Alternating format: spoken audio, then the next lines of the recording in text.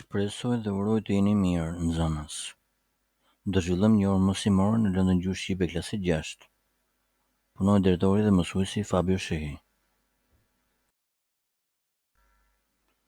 Fusha gjuha dhe komunikimi, lënda gjuhë shqipe klasë 6. Tema mësimore: funksioni dhe interpretimi i grafikëve, tabelave, pikturave dhe ilustrimeve. Fjalë kyçe: funksion, grafik, tabel, piktur, ilustrim, banor, qytet, popullsi. Këtu kam dhënë dhe faqen e temës mësimore në lëndën gjuhë shqipe klasë 6. Rezultatet e të nxënit. Nxënësi shpjegon funksionin e grafikëve, tabelave, pikturave, ilustrimeve me të cilat shoqërohen tekstet. Lidh idetë dhe informacionin e tekstit me njohuritë, përvojën ose leximet e mëparshme. U përgjigjet pyetjeve rreth brendisë së tekstit. Gjykon me argumente idetë dhe informacionin e tekstit. Dallon elementet të formës dhe strukturës së tekstit dhe sqaron funksionin e tyre. Përpilon grafik të tjerë për të vendosur të dhënat e tekstit në një formë ndryshe. Këtu kemi të bëjmë me stuhi mendimesh, shtrohet për diskutim çështja, cili mendoni se është funksioni i grafikëve, tabelave, pikturave dhe ilustrimeve. Juve do jepni një përgjigje individuale. Dhe më pas do vështroni figurat në faqen 130 të tekstit të gjuhës dhe do përshkruani secilën prej tyre, objektet që shihni dhe do komentoni qëllimin që kanë. Mini leksion, këtu kemi një grafik për tekstin shpjegues. Teksti shpjegues ka si qëllim të shpjegojë mbi një çështje, një dukuri, një temë, një personalitet, një ngjarje e tjerë.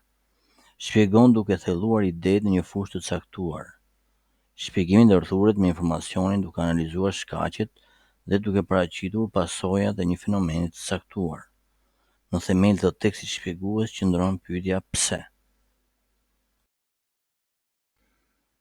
Veprimet në situatë: pas leximit të tekstit, funksioni i grafikëve, tabelave, pikturave dhe ilustrimeve, juve do punoni me ushtrimin 1 për të kontrolluar nivelin e të kuptuarit të tekstit.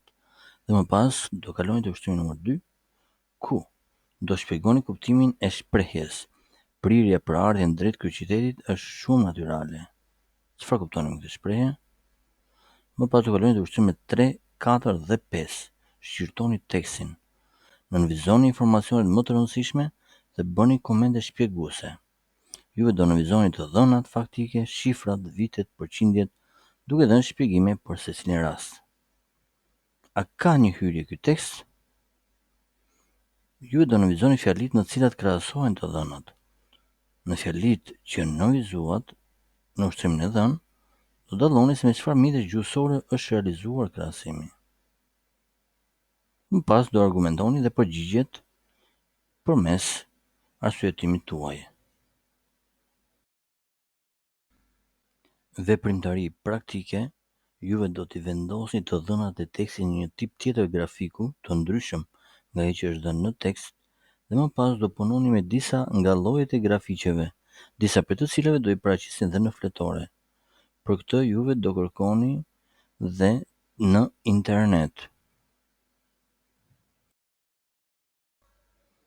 Detyra dhe vlerësimi: ju do përshkruani me fjalë fotografinë dhe pikturën e dhënë në tekst, do bëni një përshkrim me 10 fjali, ju do vlerësoheni për pjesëmarrjen në mënyrë aktive gjatë zhvillimit të orës mësimore. Mirupafshim.